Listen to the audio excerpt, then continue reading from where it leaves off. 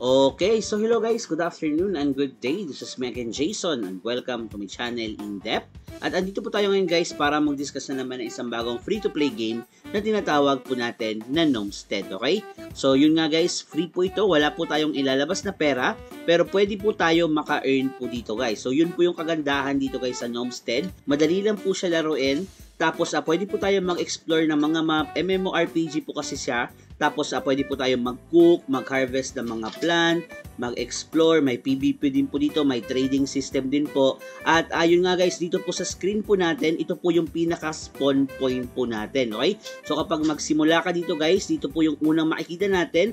Ang kailangan nyo lang kausapin si Gus, tapos bibigyan ka po niya kaagad ng mga quest, okay? Pero yun nga, before po tayo magsimula dito, ano nga ba ang kailangan po natin gawin at mga kailangan po natin dito? Well, kailangan po natin dito guys ng immutable wallet. I mean, para po ito MetaMask guys, pero nasa immutable po siya. Tapos actually, meron po palang binibenta din po mga NFT itong Gnomestead. Kung gusto nyo bumili, pero hanggang July 15 na lang po ito. At ayun nga guys, meron po tayo isang wood chest po dito na ma-open po natin ngayong July 15, okay? Halaga po nito is around $30, pero yung ang gusto nyo po talagang maging ahead po dito sa game, pwede po tayo bumili po nito at para mas mabilis po tayo maka-earn po dito, pwede po kayong bumili nitong mga chest na to guys, okay? Tapos yung nga guys, limited lang po ito, 555 lang po ito guys.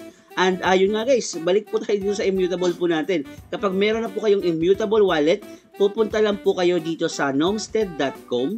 Gamit po ang inyong desktop or pwede din naman po sa phone lang. Tapos mag-choose lang po tayo ng username and avatar. Tapos mag-sign in with immutable lang po tayo. And pwede na po tayo makapaglaro dito sa ating Gnomestead. So, ganun lang po kadali guys mag-create ng account dito. So, ilalagay ko na lang po yung mga link po natin dyan sa baba para kung gusto nyo maglaro po dito sa free-to-play game na to, makapagsimula nga po kayo. So, this is not a financial advice po. Guide lang po ang ginagawa po natin, lalo pat free-to-play lang naman po ito. At kayo na po ang bahala kung gusto nyo po mag-invest po dito, kung gusto nyo maging ahead sa iba pong mga players. Pero ito po is makakadagdag po ito sa inyo dahil dito makakakuha po tayo ng mga grassland, small forest, large forest. Tapos malaki po yung percentage po dito ng iba, makakakuha ka din po ng stadium, ng mountain, and so on and so forth. Pero ito $30, $150, $300, 555 pieces lang po ito guys. So i-discuss po natin yung ibang details po dito sa page po na to. Balik na po tayo dito sa ating Gnomestead na mismo guys. So first time ko din po maglalaro dito guys, pero kanina parang naintindihan ko na po siya kaagad, okay? So itong heart po dito, ito po yung ginagamit po natin sa lahat ng mga task. Like kung nga mag-harvest po tayo, mag-cook, magagamit or makukonsume po yan, okay? So iba-iba po yung heart po dyan. Yung gold naman po is makukuha po natin to sa mga task po, dito po sa mga NPC. Tapos itong silver coins din po natin, makukuha din po yan natin dito. So nagkataon lang guys na nakausap ko yung developer po nito, kaya nabigyan po tayo ng opportunity na magkaroon ng 20 gold coins. Pero ito po is na-earn po natin ito in-game, at ito pong gold coins, usually ginagamit po natin ito sa pagtitrade, okay? Yung silver coins, ginagamit po natin sa pagka-craft, which is may earn din po yan natin lahat dito guys, okay? So yun nga, hindi na po natin papatagalin, pumunta po tayo dito kay Gus. Kanina nag-explore na po ako dito guys, ayan. Nakakuha po ako ng 0.1 na parang gold, ayan. Tapos mag-deliver pa po tayo ng ibang item, kaso wala na po tayong pwedeng ma-deliver. So mag-i-explore na po tayo since kailangan po natin matapos yung mga quest. So ito yung quest natin guys, complete 3 tasks for Gus. So hanap po tayo ng area na meron pong mga plants. Kailangan po natin yun ma-deliver kay Gus, okay? So ito po yung ating si Gus, pipindutin lang po yan natin. Kung gusto nyo bumalik kay Gus, ayan. So bumalik lang po tayo. Tapos nag-open lang po tayo ng bagong area, ayan. Ito po yung bagong map po natin. So wala naman pong andito guys. Need po natin mag-level 5 para makapag-cut ng trees. Tapos makikita po natin dito may experience bar naman po. So malalaman natin kapag level 2 na po tayo. Andito po yung chest na binili po natin, yung worth $30. I mean makikita po yan natin dito sa ating wallet. Tapos hanap lang po tayo ng ibang area. Sana makahanap po tayo ng map na meron po mga plants. Ayan. So ito po is land po ito ng ibang mga user. Pero dito kasi may mga nakatanim po siya. So bawal po tayo mag-harvest kapag meron pong nakalagay pong mga ganyan. Okay? So hanap po tayo ng libre lang. So wag po kayo mag-worry guys kung sobrang layo nyo na dahil isang pindot lang po si Gus, makakabalik po tayo sa ating map. So wala tayong makita guys dito, parang masyadong populated yung mga napupuntahan natin. So hanap pa po tayo ng iba. So guys, dito makikita natin may mga plants pong andito. So kailangan lang po yan natin i-harvest. Ayan. Tapos naka-found po ako ng tomato. Nakita nyo, nabawasan yung heart po natin. Dahil for each task, magkukonsume po siya ng isang heart. Okay? So another tomato. Hanap pa po tayo ng mga plants. So dito guys, random lang naman po yung pag-spawn ng mga plants. Tapos paunahan lang din po pala. Okay? Puntahan po natin tong plants na to. Ayun. Nakakuha po tayo ng blue flower. Tapos ito naman potato. Okay? So may blue flower na tayo. Meron din po tayo potato. And yun guys, sobrang dami po nito. Pulutin po yan natin lahat. Ayan. So ano yun? Fern. Another blue flower. Potato. Carrots. Tapos yellow flower. Fern ulit. So sobrang dami nito guys. Ubusin na lang po natin. Marami pa naman po tayo life. Para po makapag-craft po tayo. So, yung mga kinakraft po pala natin dito, mga recipe po yun, binibigay po yun ng mga NPC, okay? Tapos, yung mga food na makakraft po natin, pwede po yun natin gamitin, guys, para ma-replenish po yung heart po natin. So, para ma-replenish din po yung heart po natin dito, pwede magpahinga lang po tayo, guys. Dahil, syempre, kailangan po natin magpahinga kapag pagod tayo. So, yun lang yung gagawin natin. Punta tayo kay Gus. And so, pwede po tayo mag-deliver ng carrot. Ayan, so naka-receive po tayo ng reward na naman. Tapos, another pa po yung tomato naman. Gusto natin magkaroon ng gold coins o silver. Potato dahil marami tayong potato. Ayun! So, pwede na po tayo makapag-build ng kingdom. Tapos, pwede na po tayo makipag-usap kay Lily. So, yung mga NPC guys, makikita natin andito lang sa taas. So, huwag po kayo mag-worry kung nawawala na po kayo. Madali lang naman po siya hanapin. So, kausapin po natin si Lily. So, dito kasi kay Lily, makikreate na po tayo ng land and maa-unlock lang po siya natin kapag level 2 na po tayo. Yung pag-cut ng tree, maa-unlock natin kapag level 5 na tayo. And as time goes on, guys, marami pa po tayo maa-unlock dito. Kaya maglaro lang po tayo ng maglaro, okay? So, kapag nakausap po natin si Lily, bibigyan po tayo ng workbench, ng soil. Doon po yan natin makikita sa inventory po natin. So, yun po yung mga kailangan po natin para makapagsimula po dito sa pinaka-game nila. Tapos, pwede na po tayo mag-build ng kingdom po natin, okay? So, get started. Build na po tayo. Ang pangalan po ng kingdom po natin is Hunter. So, ito yung map natin, guys. Makikita nyo sobrang dami na po ng mga kingdom dito. So, try po natin maghanap dito, guys. Ito yung atin.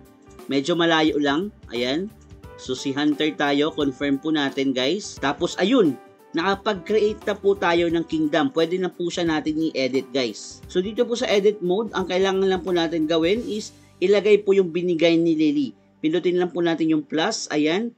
Tapos, ilalagay po natin yung workbench po natin. Okay? So, dyan po natin ilagay yung workbench. Sabihin natin dito, pwede po yan natin ma-edit pa. So, wag po kayo mag-worry. Tapos, add po natin yung soil. Ito. Okay? So, 4 po ang ating soil, guys. So, ilagay natin yung soil dito. Tapos, kapag satisfied na po kayo, click return lang po tayo, guys. Tapos, ayan. Yan na yung farm natin. So, may nagkamali po ata ako, pero ganoon lang po siya gagawin po natin, okay? So, pwede po tayo magtanim dito, guys. Lagyan lang po natin ng mga seed. Ayan. So, nagtanim na po tayo. So, tutubo po yan. Hindi po yan ma-harvest ng iba. Tapos, ang gawin na po natin, punta po ulit tayo kay Gus. Tapos, kumpletuhin po natin yung ibang quest. Mag-deliver po tayo ng tomato, ng potato. Tapos, ayun, naka-receive po ako ng 0.05 gold coins dahil natapos ko yung mga daily objectives ko dito kay Gus. Deliver lang po tayo nito. Tapos, guys, maggagawa lang po tayo ng mga tasks na binibigay ng NPC nga po dito. Mag-explore, maghanap ng mga plants. At kung gusto nyo makapunta sa land nyo, guys, pindutin nyo lang po yung home. And mapupunta na po kayo dito, pwede nyo na po i-harvest yung mga tanim nyo po kapag pwede na, okay? So, ay nag-harvest po tayo ng carrots. Pero yun nga, yung iba po is may katagalan po yung pag-harvest, okay? So, i-consider nyo po yan. So, ito po yung gold coins po natin, silver. Ito po yung inventory natin, guys, sa taas. Ayan po yung mga items po natin. Tapos, yung mga object natin, guys, makikita natin, ayan. Tapos, meron po tayong recipe. So, pwede po tayo gumawa ng recipe, guys. Kailangan lang po natin maghanap ng bonfire. Yung bonfire po, yan po yung ginagamit po natin sa pagkukuk. So, ganito po yung itsura niya, guys, okay? So, lalapit lang po tayo sa bonfire. Tapos, kapag lumapit po tayo dito, meron pong option na pag-cook na, guys. Ayan po. So, ang ginagawa niya, magkukuk po siya. tapos magkukonsume po yun ng energy din po. Sa pag-craft naman guys, pupunta lang po tayo sa workbench po natin. Punta po tayo sa ating workbench guys, ito. Ayan. So, use your workbench to craft. So, wala pa po tayong recipe as of now, kaya maghahanap po tayo ng mga recipe sa mga NPC po natin or sa mga villagers, okay? Tapos, yun nga, pwede din po tayo mag-trade po dito. Meron po sinasabing drop box. Ako po wala pa po akong drop box dahil baguhan pa lang po ako dito. Pero pwede po tayo mag-buy and sell po ng mga items dito sa Dropbox. So para po siyang marketplace din. Tapos pwede din po tayo bumili sa ibang players, sa mga villagers, and so on and so forth. Okay? So ganyan po yung itsura niya guys. May buy and sell, item, object, at recipe. So kung gusto nyo makaka-create po ng mga bagong recipe, pumunta lang po kayo dito. Paano naman siya magiging cash? Well, meron po kasi silang gold coins dito guys. So antayin na lang po natin sa future kung paano po talaga tayo makaka-earn dito. Pero ang idea is mag-ipon na po tayo nitong mga gold coins. Yan po yung ginagamit po natin para po tayo maka-earn, okay? Tapos meron din po dito mga group chat, ayan. So kung gusto nyo bumili ng campfire, ayan, mga items, and so on and so forth. Tapos meron din po pala silang fast travel din po dito. So kung gusto nyo pumunta sa ibang farm, mag-fast travel lang po tayo. Ayan, nakakakita po tayo ng farm na sobrang dami ang andito guys. So kukunin yan natin lahat dahil minsan lang tayo makakuha ng ganito guys, okay? Or makakita. So dito guys kay Lily, makikita natin pwede po tayo bumili ng mga recipe. Ayan yung shop niya. May red flower seed, blue flower seed, cucumber seed, and so on and so forth. Tapos ito po yung ibang recipe guys, oh. Cotton thread, spinning wheel 10,000, bread oven. So marami po tayo pwede mag-craft dito guys. Explore nyo na lang po lahat ng NPC. Dito naman kay Gus, dito yung ibang recipe ng mga food guys. Ayan. So ulitin ko lang po ulit guys, meron po sila mga chest po dito na pwede po natin mabili. May wood chest, may emerald chest, may sapphire chest. Wood chest lang po ang akin po dito guys. Pwede po tayo bumili ng multiple chest. Tapos magkakaroon po tayo ng Nomstead Visa kapag bumili po tayo ng chest guys. Ayan. Nomstead Visa, tas Founder Badge. Meaning po nito, meron po tayong monthly VIP Pass, tas mag-i-increase po yung gold earnings po natin, mga early access, special airdrop, tapos yung Founder Badge, dahil 555 nga lang po yung NFT po natin dito, at ito po yung makukuha po natin guys, small forest, large forest, mountain, stadium. Tapos pwede po natin ba-open yung ating mga chest July 15 pa. And yun nga dito po sa roadmap nila, makikita natin yung mga bago po nilang gagawin, okay? So ito yung backlog, yung mga ideas pa po nila. Ito yung mga rejected na mga ideas guys.